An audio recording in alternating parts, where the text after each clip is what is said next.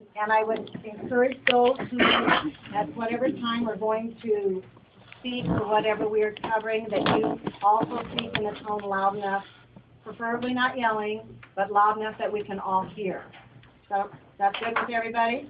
Yes. All right. Apologize for having to move our meeting, but we're glad you're all here. All right. Would like to caution you that if you have a cell phone, if you would please turn it on vibrate or turn it off at this point. And then we're going to move into the next agenda item that we have the motion for that has to do with the sign issue. And I am going to start this agenda item out. It is merely an informational part of our agenda. You will be allowed to address it or speak to it when I am through.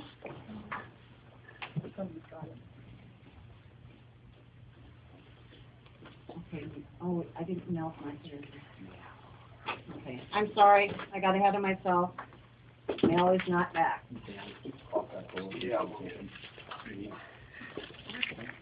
I think you want to get a cell phone so that we can get money from the phone.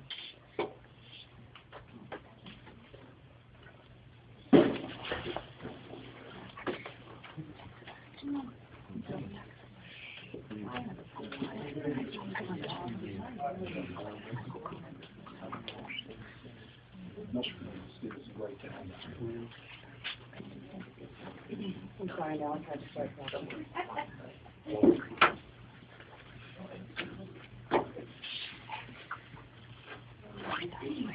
What we're doing is trying to call Mike Rager, who is traveling for business.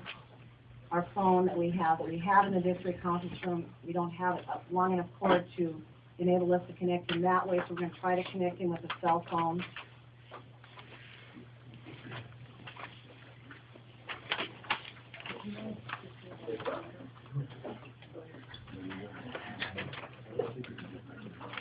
Mike, this is Julie. How are you? Good. We are on Mel's cell phone. We do not have a phone cord that is long enough.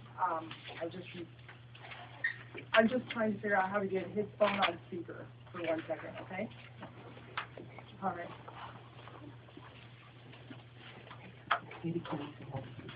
Okay, can you hear me, Mike?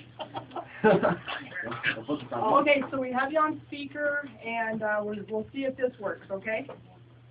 Sounds good. And if I have to leave, I'll let you know, and then I'll hang up.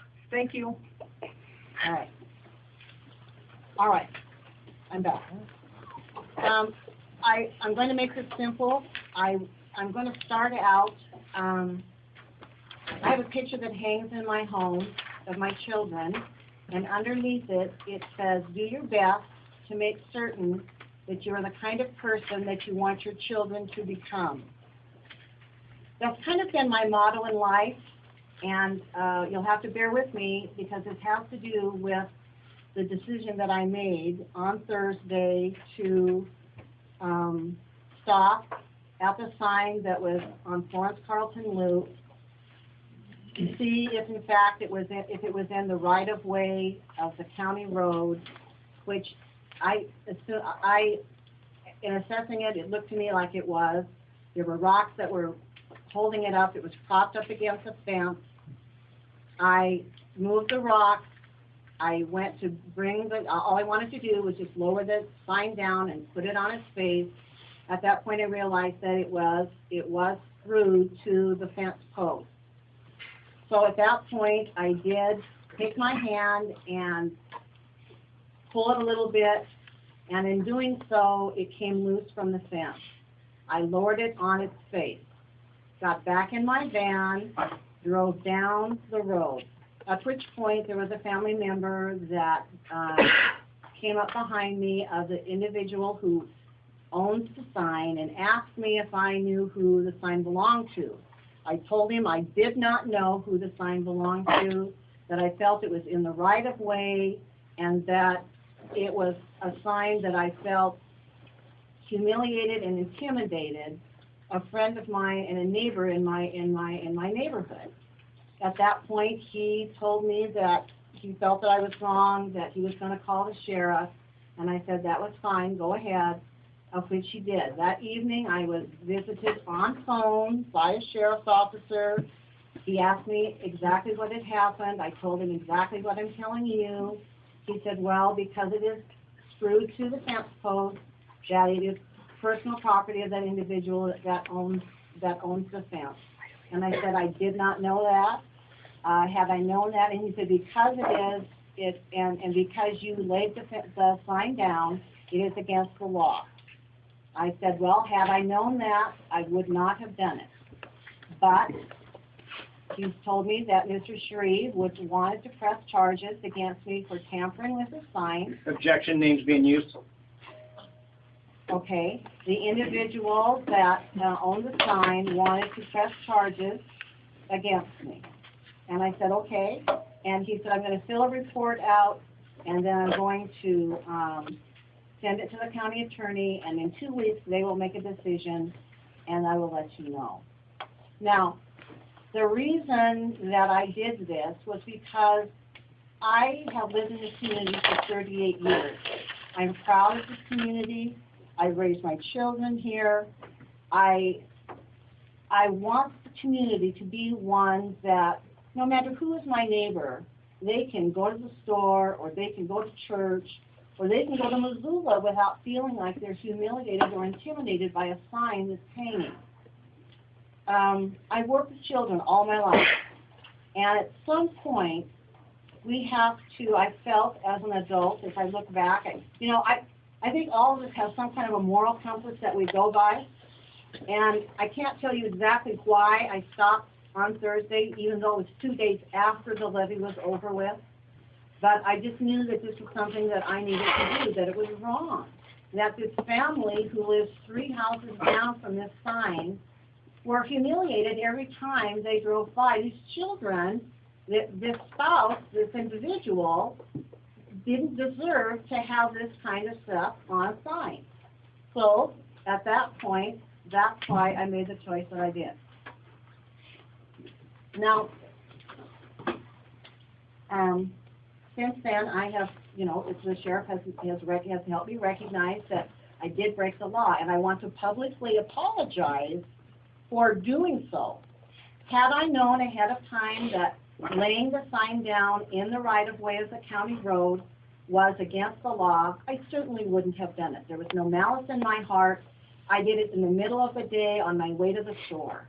I had no intent of trying to do anything criminal behind anybody's back. That's why I did it in the middle of the day on the way to the store. I just felt that this was wrong, and that I want my community to be one where whoever you are and wherever you live, you don't feel intimidated by someone, another individual, that we as a community can have tolerance for one another. We don't have to agree on everything, but we don't have to be disagreeable, and we don't have to be disrespectful to one another. Mr. McGee is not the President of the United States. He is not the governor. He is an individual who this board has hired to do a job, who we evaluate every year, and as such has done a good job. Now, you are certainly, it is freedom of speech to put whatever you want to on a sign, to a certain degree.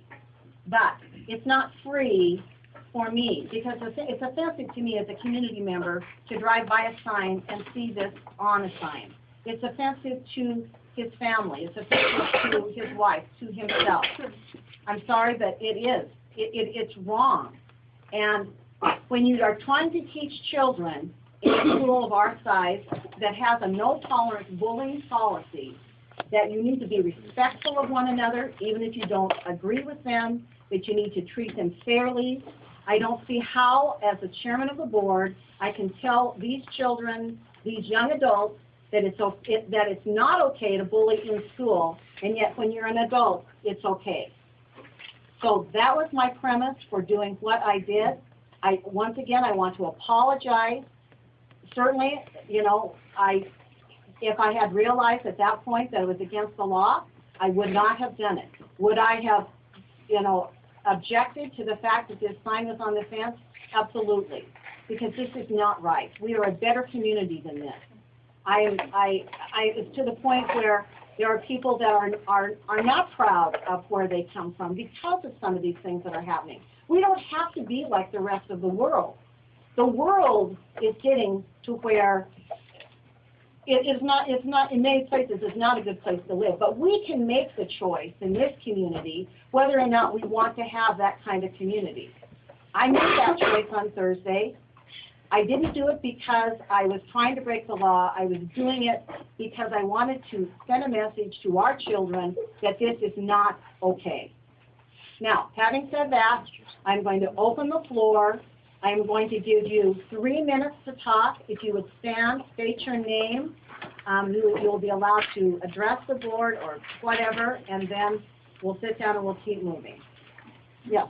My name is Julie Shreve Harris. It is my father that saw her take the sign down. First point of hand. He was not coming there to harass her or anything like that. He saw her deface someone else's property. He confronted her with that. Secondly, shame on you, Mrs. Cornish. Shame on you for that. We had an article written in the paper that's published by the students of this district in their class for publishing that was about an individual in this town who had a sign on their fence that read, "Impeach Obama now." And the student wrote something about how uneducated these people must be to put something like that in that. And that's a paper that stays within the school for the kids. And I believe the board discussed something about that people have freedom of speech and we're limiting that freedom of speech. And shame on you for not stopping and thinking before you mess with someone else's property. That's giving our children that go to this district a bad impression. Because you should have, if you thought it was on road right away, there's a 30-foot easement. You should have called the road department and said, there's a sign that I believe is where it doesn't belong. Could you please take it down? They would have addressed it in the proper manner. You should look into things before you make judgmental decisions for everybody else that you think you're affecting. And I'm sorry that you did that, and stop shaming my father's name. Okay, our next one, Mr. Schrader. My name is Joyce Schrader. Mr. McGee, trustees, administrators, FCS staff, community members, students, I would like to apologize for the lack of visible support that I have shown Mr. McGee, the school board, and the Florence-Carlton School District. I believe I speak for many of the members of this community when I say that we appreciate and support the efforts of the Board of Trustees, the superintendent, administration, and staff of the Florence-Carlton School. I have lived in this community for over 30 years and have been involved with this school as a parent, teacher, and volunteer. The school, the board, and the community have seen many changes. With a few exceptions, I feel that the Florence-Carlton School Board and superintendent have acted in the best interest of the school and the community. And I believe that this board and this superintendent continue that tradition. Despite continuous allegations of wrongdoing that have been found neither substantive nor factual, you have admirably pressed forward in pursuit of excellence in education.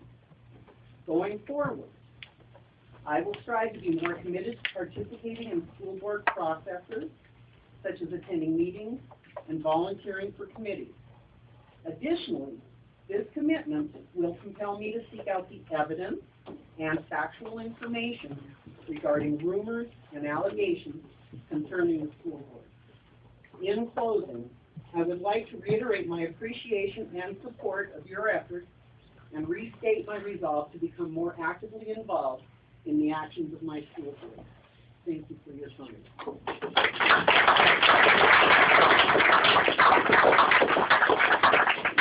My name is Beverly Harris, and I just wanted to stand up and say something that I have a 7-year-old and a 8-year-old, and I do love the school.